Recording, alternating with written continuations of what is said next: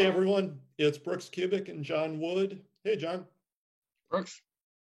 And we're here today to cover something very interesting, a genuine, authentic, old school strength training course, a very famous mail order course that John has brought back to life in a very interesting way.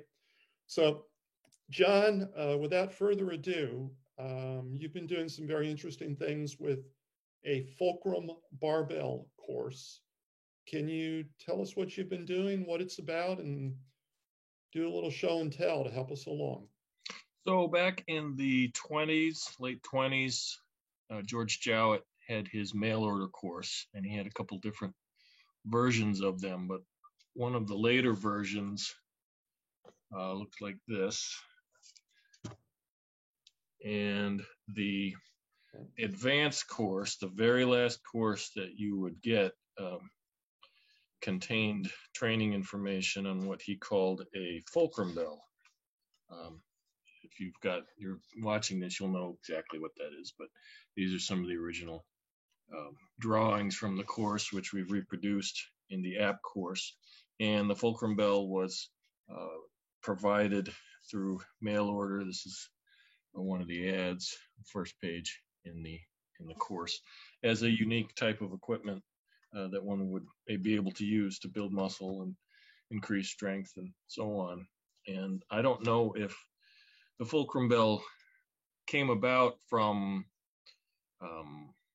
factors having to do with manufacturing after the war, or he just found that it was something interesting that could be adjusted from very light to very heavy, very challenging. But either way, I've grown up looking at this course quite often and training in various leverage techniques and exercises, and I thought it would be an interesting concept to bring back and promote. Mm-hmm. So what exactly is a fulcrum bell? A fulcrum bell?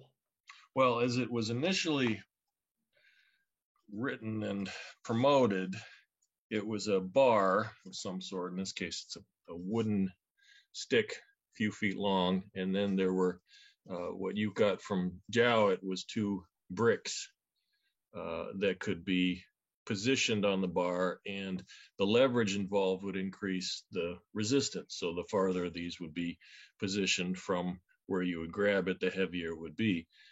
These, although the actual fulcrum bell that I've seen that people received was slightly different in terms of how it was designed. Evidently, there were two cast iron bricks, so to speak, plates, and it had a little set screw on it. The same basic function, but slightly different in design. And but either way, then you received a stick about 2 feet long or so, and same principle. You could just increase or decrease the position of the weight to make the resistance heavier or lighter, depending on the exercise or your needs. And so it's a very interesting principle. It also makes it a lot easier to send through the mail, which I'm sure was not lost on Jowett, being a mail order in the mail order business at the time. It appears that the original ones were made of wood, although there was also the ones that I've seen, the fulcrum bells that I've seen, have this cast element to them. And but other than that, I think that there's as I've shown in the course itself, both in the initial course and then the bonus material, there has been a long tradition of using leverage and leverage principles for training. It makes it so that you can take literally just a broom handle, and make it as heavy as you possibly want for what you're doing. So I think it also takes away some of the excuses of people not having enough weight, not having a gym, whatever the case may be. One could easily have a handle that they could put in a gym bag, which is a few feet long, and a couple plates, even if it came to that, and have more than they need to go through a workout. So that the entire setup would be less than 10 pounds. Oh, very much so. The videos that I put in the course itself, I think I'm using a 2.5 pound plate on the end of a 26-inch rod, And for most of the exercises, that was more than what I would need. A couple of them, it was way too heavy and just in itself. So, but you can also experiment with heavier weights or a longer lever. I've got a couple fulcrum type pieces of equipment that I made for me to train with. And then here's a longer one that you'll recognize the setup from the course itself, but this stick is 4 feet long. So this is just 2 1.25 pound plates on the end, and this is plenty for me for most of the exercises. At the end of a 4-foot stick. That's right. So are these leverage exercises for the forearms and wrists, or do the exercises in the course cover other parts of the body as well? Jowett's course is 12 exercises, and it's a full body course. And some of the exercises I think are, I mean, it's when you write courses, I think sometimes there's a challenge in saying, okay, well, what can we do with this piece of equipment? And you write all those out, but sometimes there may be better options. In this particular case, you figure that 100 years ago, there were no gyms. You couldn't get a barbell down the street at the sporting goods store. So he came up with a series of exercises that train the entire body. Most of them I like a lot. There's a few which I think could be better served with conventional equipment that people would probably have on hand these days, but you just never know. So the exercises are all there. Surprisingly, he didn't really touch on any in this course. He didn't really touch on any grip and forearm work, but you can certainly use lever bars or this lever bell type of setup for training the various functions of the grip and the forearms. So let's take a quick look at the lever bar one more time, or the fulcrum bar. Okay, this is this particular version. Wow. Yeah, that's 4 feet long.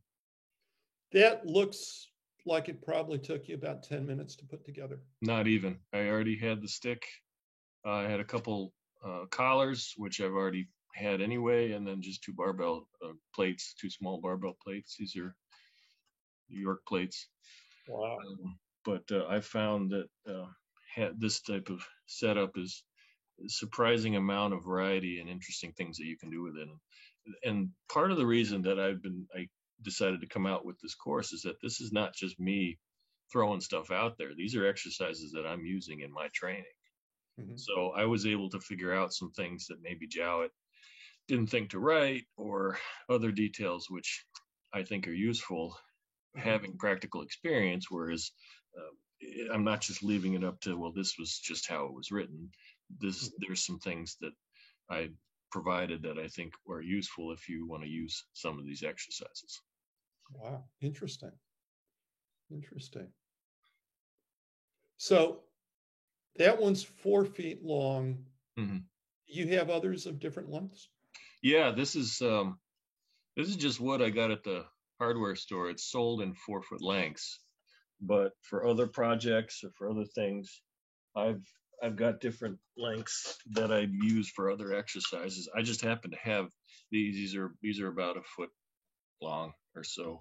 The ones that I used for demonstrating in the videos in the course, I think is 26 inches long.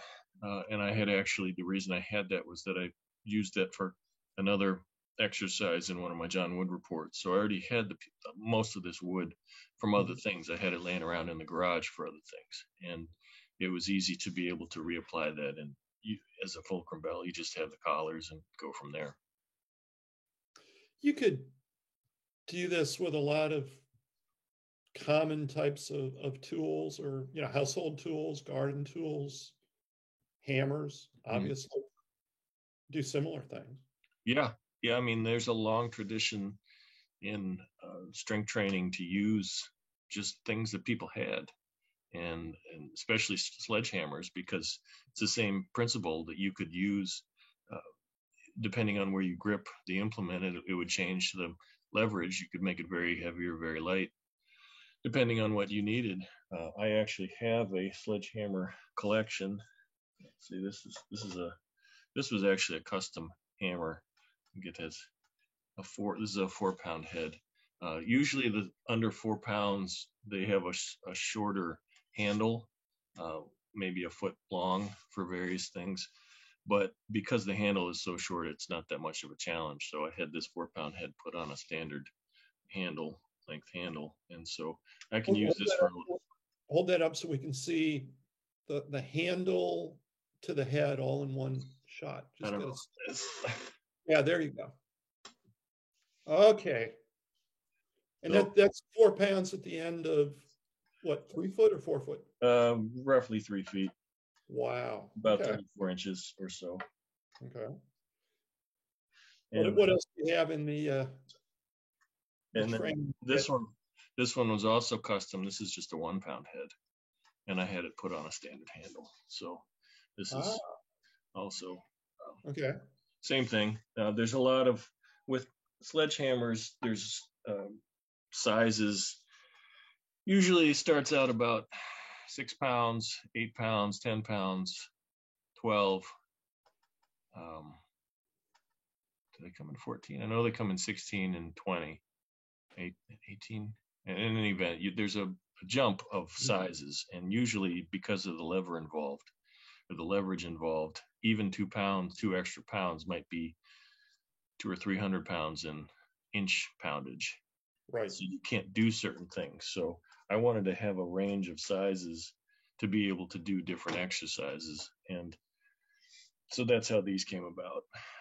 You can always change, instead of grabbing it at the end of the handle, you can change your position where you're grabbing it. There's really 2 different modes of progression with these type of leverage training, and with the Jowett device, is that you would move the resistance to where you want, but keeping the same place that you grip it, and or you could leave the resistance in one place and change where you grip on the handle and just increase your where the leverage is that way. I prefer to keep the handle or grip it in the same place and then change the resistance level. So I would increase or decrease the weight at the end. I'm personally not a fan of grabbing it closer, longer, or closer, but that's something you can obviously do if it's easier. Mm-hmm. So it sounds like with any of these pieces of equipment, what you need to do is pick it up, try the exercise, and adjust as necessary. Yeah, very much so. And like I said, I was very surprised at just how heavy 2.5 pounds could be with a lot of these exercises. And in some cases, it was even heavier than I was able to even do some of the exercises. So it would be a thing that you, just like anything else, you try it out, figure out where you are in terms of your current ability, and then just build from there. It might take you, it took me a few times to kind of get the gist of each of the exercises, and it's unique grabbing the handle. For lack of a better term, you could call it a hammer grip or an ice pick grip or something like that. But you're used to a dumbbell or barbell where the resistance is parallel to your hand instead of going in the same direction. So it's a little bit different. It stresses your wrists, I think, a lot more in the various exercises. But other than that, I think it's a perfect option to be able to fill in some gaps that you really can't get any other way. And just to be clear, these are, for the most part, 2-hand exercises. They are. In Jowett's course, he only shows 2-hand exercises, but they could also just as easily be adapted to 1-hand exercises. And you could also have 2 smaller bars that you use, 1 in each hand, similar to dumbbells. Or you can do 1 arm at a time, or you can do 2 hands holding a bar of whatever length you want. I mean, there's many, many different ways to do it once you see the course and the exercises and just start playing around. That was kind of the point here, and I think it's also kind of the point with a lot of the courses that I put out, is that I'll show you here's what it said, and here's how it suggested to be done. But at the same time, play around with it and try different options and see what works best. And it might be some exercises just feel better than others. Mhm. I think that in this particular case, I think it's the first exercise in the course was just a front raise, and it can also be done with a single arm. I think if you try it out, you'll feel it better than any other exercise for shoulders that you've ever done, in my opinion. Your mileage may vary, but I certainly found that to me, this was worth the whole course in itself. Was just that one exercise. I do somewhat similar things with logs that I find at the beach where I like to go and work out. And something that I've found is that when you're doing some basic upper body exercises, be they curling type movements, reverse curling, hammer curling, shoulder extensions or shoulder raises in particular, you have to tighten your midsection, brace your core muscles really hard, and you get a really good core workout simply because it's so hard to hold yourself in position against in a hard, heavy leverage exercise. It's surprisingly hard. I've also found that the stabilizing muscles of the upper back and scapula really take a beating. I mean, they work really, really hard doing these kinds of things. And yeah, is that the case when you're doing the fulcrum bar exercises? Do you experience that sort of thing?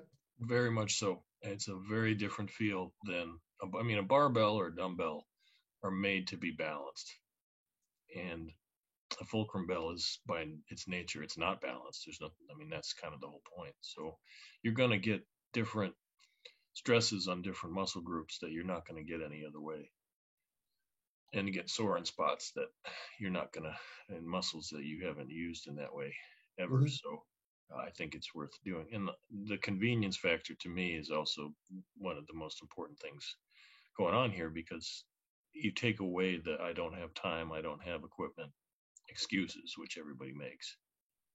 Literally, you could have, there's just a bar, which is just a broomstick, and then a couple other pieces of equipment that you probably already have.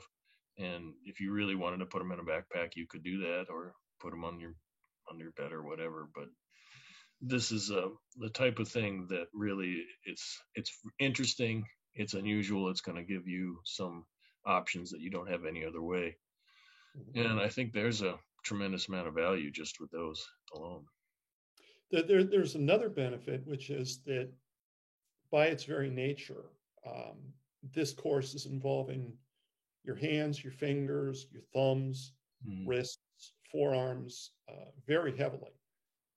And by the time you're done with a workout that either follows Jowett's complete course, or you pick and choose the exercises that you like, maybe you mix some of your own up, but you do that. Maybe you do it alone or in combination with other exercises with barbells, dumbbells, kettlebells, sandbags, whatever. Mm-hmm. But by doing these exercises, you automatically work your hands, fingers, thumbs, forearms, grip, wrists really heavily. And so you don't run into that problem of you've done a workout and now it's time to finish up with grip work.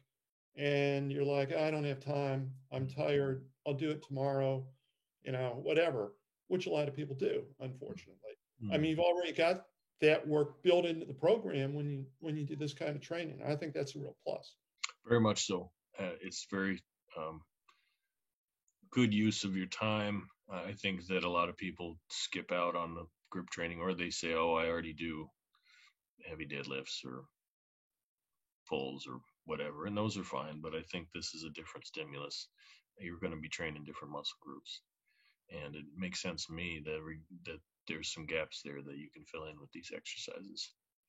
it'll be up to you to figure out what that is. But I've provided some suggestions in the course itself. But there's some good stuff there, and there's some other things that, just as you mentioned, some regular, a little bit better known exercises with levers, pronation, supination, radial ulnar deviation, those kinds of things. Those work just as well.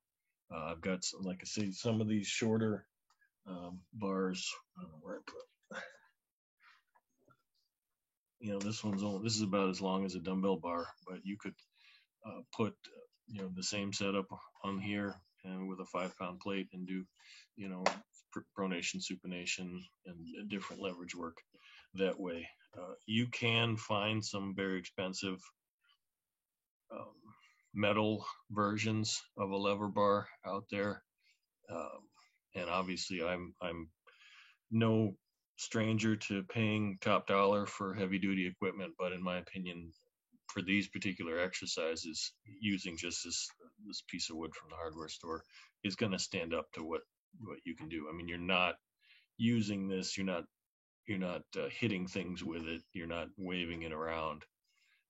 You're using it in a deliberate manner, and it will stand up to what you need it to do. And just those exercises. I mean, if you look back in, for instance, John Jesse's wrestling conditioning encyclopedia. Do I have a copy here? No. He has a whole chapter on grip training for wrestlers and grapplers and combat athletes, and he pointedly has those exercises for building the grip in the forearm for grappling. So that also is very much worth your time to experiment with. Cool. Well, John, you've mentioned that this is a course that is available in your app. Tell us exactly where people can go to find the course and what they need to do to sign up for it. Well, they would go to my website. I've been promoting it pretty frequently. As of late, it'll be on the list of the courses that are available through the app. And if you're already in the app, then you'll be getting this video so that you'll kind of get a little bit more insight in some of the things that were already promoted and shown in the exercises. So either way, I think it's useful for us as people that know our stuff when it comes to different types of training to share. This is just my take. This is what I think. And having done these exercises, I think there's an advantage in that. And I may be totally off base with, I think this exercise is good or that exercise is good. You might try it and think it's not very good, but you might try another exercise that I don't think is very good, and it might be great for whatever your situation is. So I think that it's important to go in and play around with it, have a lot of fun. And to me, that's also one of the most important factors of any program, is that if you enjoy what you're doing, it's going to make you want to come back and do it again. It's not drudgery. So if you're having fun, or even if you're just kind of messing around and seeing what works and what doesn't, that's going to keep you in the mindset so that you stay with it rather than find something else to do. Well, that sounds great. So anything you want to say in closing about the Fulcrum bar, about Jowett, or about training in general? Just wrap it up for us. I think the course stands pretty well on its own. I mean, we started out with just the Jowett course as it was originally written. We blew up the images, retraced them all, retyped all the text. So there's a version there that is better than what was originally printed 100 years ago. There was one of the images was mislabeled, so we corrected that. But then in addition to all that, we added a whole bunch of other articles on different kinds of leverage training and exercises and sledgehammer training and things of that nature. So all of a sudden, what started out as just that course blossomed into probably, as far as I'm concerned, the biggest centralized location for leverage training and different leverage training techniques that's ever been put together. So this is an opportunity to really hone in on this type of training for some things that like I say, the training is both fun and it's effective. So if you're already in the course and have been able to try out some of these exercises, I think that's something that you'll find out. But for the reasons that we mentioned, there's a lot of value there for including this type of training in your program. Cool. Well, I think that pretty well says it all, sums it all up, except there's one thing that you showed me before we started recording, a very interesting piece of equipment for leverage training fans. I don't think you've shown it yet. Where's that big hammer? Okay, so I have a sledgehammer collection, and I have a whole different type. They're different types, different handles, different woods, different metals, but this is one I picked up somewhere. This is right out of a video game, so it's a whack-a-mole. Yeah, but it's good because it's not as heavy as you think it would be, so it's a lot more useful for different exercises. Yeah, that one looks like fun. Yeah, they all look like fun. Mm-hmm. So thanks, and I think that was pretty interesting. I hope people give the course a try, give it a look, and give the exercises a try. They're different. They hit the muscles differently. They'll build some serious strength in ways that other pieces of equipment won't. So thanks much, and everyone, we'll be talking with you soon. Take care. Thank you, Brooks.